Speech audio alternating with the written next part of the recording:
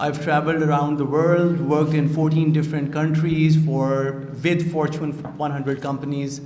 And in doing so, I have developed an ability to think in terms of system design, coming up with processes, coming up with automations, using tools and technologies to basically drive the business growth, bring about the process efficiencies and operational efficiencies, and in doing so, reducing the cost and improving the profitability of the company. So that's something that I'm really passionate about. And when I looked at the topics that were there for this forum, one of the things was using the use of technology and AI in HR practices. And that's something which is very close to my heart, so I thought that I should talk about that. Even though I am really, really passionate about the culture, and I was talking to Jay about that earlier on as well. I'm really passionate about culture and retention topic, but maybe some other day. So one of the key statistics that McKinsey has given is that 56% of HR processes from hire to retire can be automated with the use of technology that is currently available. And this stat is a few years old, and now the technology has advanced rapidly, and so this number might have gone up a little bit. So imagine, I'll let that sink in for a second, 56% of the processes can be automated. Imagine the kind of efficiencies and that you can bring about using the technologies and fast track your business growth. So when I was hired about a year ago, I was working for NetSol Technologies before this company. So when I was hired, Tkxel had already sort of cracked the problem of demand generation. And using the tools and technologies, once again, a lot of use of robotic process automations and whatnot. And in doing so, there was a lot of demand that was coming on our side. So just to give you a context about Tkxel, so we are a professional services company, and we are one of the fastest growing IT companies of Pakistan, alhamdulillah. About 2 years ago, we were a company of about 150 resources. Today, we are a company of about 700 plus resources. So imagine the kind of growth that has happened in the last 2 years. So without having these tools and technologies and automations in place, it would have been impossible for us to grow this rapidly and to achieve our strategic and business objectives that we have in mind right now. So the CEO gave me that challenge. Wajih, can you hire, can you solve the supply problem on scale?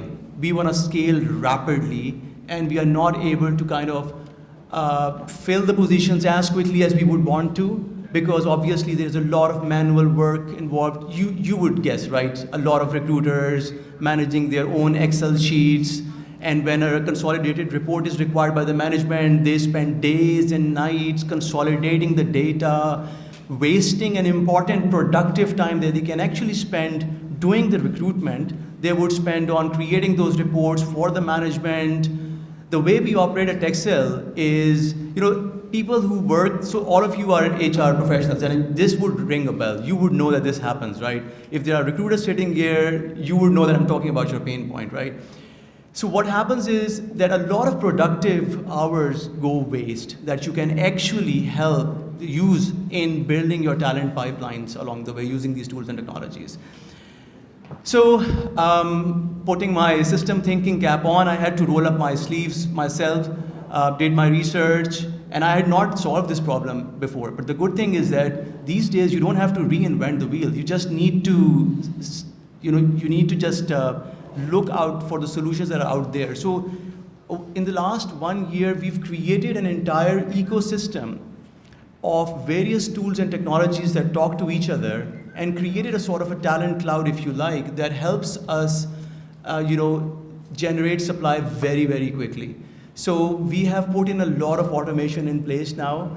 So just to give you a few examples, right, from very mundane tasks that I think some of the systems are already in place in various organizations where, for example, you don't need to worry about sending emails if somebody is not selected. Those things happen behind the scenes. A lot of such emails are automatically going on behind the scenes. But in addition to that, what we have done is that we have created, for example, portals for our external recruiters. So at times when the spike is high, there's an immediate spike in the demand side, and we don't have the capacity available within our recruitment team, what we do is that we have portals available for the external recruiters who work with us on commission, and then with the click of a button, we can push the jobs on their portals.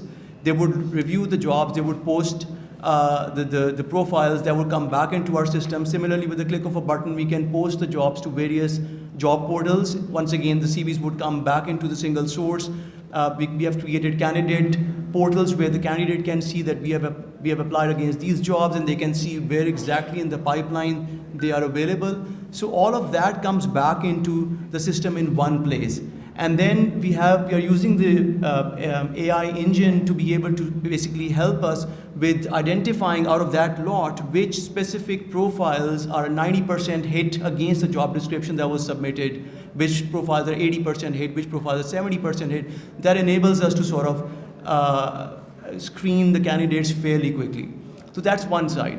The other side of the story is that we've done a lot of automation testing, automated screenings. So all of that is integrated back into our system. So when the results flow back in, we've got the defined business rules, we've defined the workflows where when the things come back, automatically bucketing starts to happen, and we know which candidates are average, which candidates are superstars, and we have to pursue them. And then there are emails triggered, and they get into a specific bucket where the recruiter has to pay a lot of attention to those. So a lot of such automation and processes have been put in place to create an entire ecosystem. What that has done is basically allowed us to fill the position. We've created huge talent pipelines now. And given that we are a professional services company, unlike product companies where they are typically working in a selected tech stacks, we are working in all sorts of tech stacks. So that was a bigger challenge because we had to source all sorts of tech stack based on the data, based on the demand that is coming our way.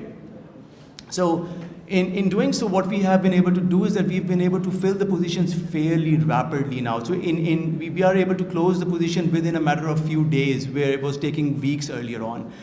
And that has allowed us to close the business very quickly, and that has allowed us to grow very quickly.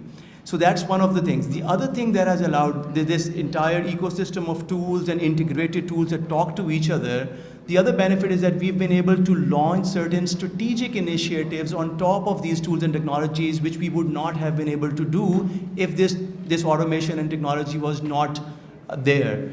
That actually helps us generating a lot of supply and pipeline that gets refined over the period of time, and then when there is a need, we are already there or thereabouts in terms of finalizing the candidates.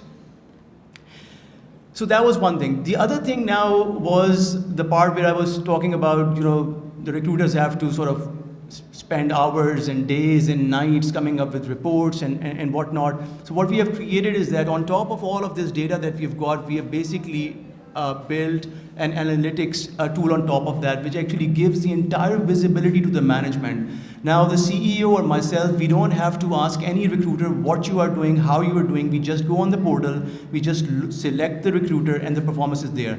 So their KPIs are defined, their targets are defined. Against those targets, how they are performing, they can see it themselves. So they know that they had to achieve this amount of target within a period of 1 week, and now they are behind that target, and they have to do a little bit more next week to kind of cover that. And then we have a monthly target that they can see. So it's a self-regulating system, and the recruiters are able to see what is going on in the system, and they are able to see their performance themselves and hence improve it. I have banned the use of PowerPoints. I have banned the use of Excel. You would not find even a single Excel sheet in my people's department. You would not see any presentations that are being delivered to management. We simply go on the dashboards, and we basically review the dashboards and get the entire picture. So that was the first part, implementing a system and then bringing about the efficiencies from that. The second equally important part is to then make sure that that system gets used by the team. So there is a change management function that organizations, given my background in project management and large-scale program management, I know that how important the change management is. So I've ensured that I implement that change management system as well, because if I don't, then I know that recruiters would start to gradually go back to their Excel sheets, go back to their PowerPoints and whatnot. So I have created an audit committee who's constantly auditing the teams, and they're identifying the non-compliances. They go into their performance KPIs and whatnot. And guess what? And I made sure that even though I am not just specifically responsible for the people's department, I'm looking after, being the chief operating officer, I'm looking after many other functions as well.